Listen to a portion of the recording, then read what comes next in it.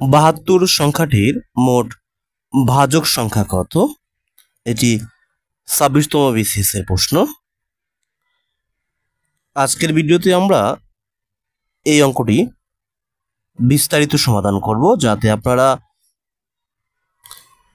পিলিতে এবং সেই সাথে 11 থেকে 20তম গ্রেডের যে লিখিত পরীক্ষাগুলো হয় সেই পরীক্ষাগুলোতে আপনারা এই অঙ্কটি লিখিত আকারে সমাধান করতে পারেন। তো ভিডিওটি চলুন শুরু করা যাক। ভিডিওটি শুরু করার আগে আপনাদের কাছে একটা অনুরোধ হবে, আপনারা যদি আমাদের চ্যানেলে নতুন হয়ে থাকেন অবশ্যই চ্যানেলটি সাবস্ক্রাইব করে পাশে থাকা বেল বাটনটি বাজিয়ে যাবেন, আর ইতিমধ্যে সাবস্ক্রাইব করে থাকলে থ্যাংক ইউ সো মাচ। তো চলুন ভিডিওটি শুরু করা যাক।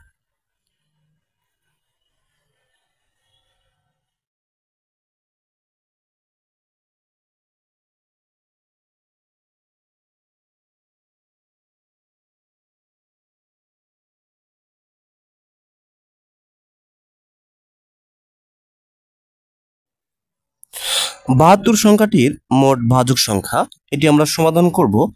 প্রথমে আমরা এই 72 অর্থাৎ যে সংখ্যাটি দেওয়া থাকবে, এখানে 72 সংখ্যাটি দেওয়া আছে, এই সংখ্যাটি নিয়ে আমরা এটার লসাগু বের করব। তাহলে 72 লসাগু 72 2 দিয়ে যায়, তাহলে 2 দিয়ে ভাগ করলে 36 বার যায়।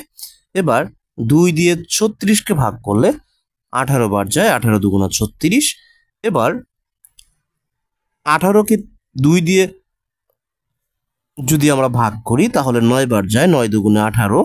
এবার 9 তো 2 দিয়ে কাটা যায় না, তাহলে এটা 3 দিয়ে কাটবো, 3 তিরিখে 9, আমাদের লসাগু হয়ে গেল। এবার আমরা লসাগু বের করে ফেলবো, এগুলো সব লিখে ফেলবো এখানে 2 2 2 3 3। এবার আমরা গুনবো 2 আছে কয়টি, 3 আছে কয়টি। 2 আছে হলো 1 2 3, তাহলে এর উপরে পাওয়ার দিয়ে দিব 3টা, 3 পাওয়ার। এবার 3 আছে কয়টা, 2টা, এর উপরে পাওয়ার দিয়ে দিব 2। এবারে যেটা করব, আমরা ভাজক সংখ্যা নির্ণয় করার জন্য যতগুলো পাওয়ার আছে, অর্থাৎ যত এই 2 এর উপরে যে কয়টা পাওয়ার আছে এবং 3 এর উপরে যে কয়টা পাওয়ার আছে তার সাথে আমরা 1 করে যোগ করে দিব। তাহলে 2 এর সাথে পাওয়ার কত আছে 3, 3 এর সাথে আমরা 1 যোগ করে দিব 4।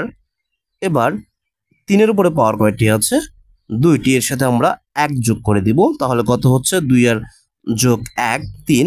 এবার এই যে যোগ করার পরে যে দুটি সংখ্যা হবে 3 যোগ 1 4, এবার 2 যোগ 1 3। এবার এই দুটিকে আমরা গুণ করে দেব, তাহলে 3 4 12। এই যে গুণ করার পরে যেটি বের হলো এটি হলো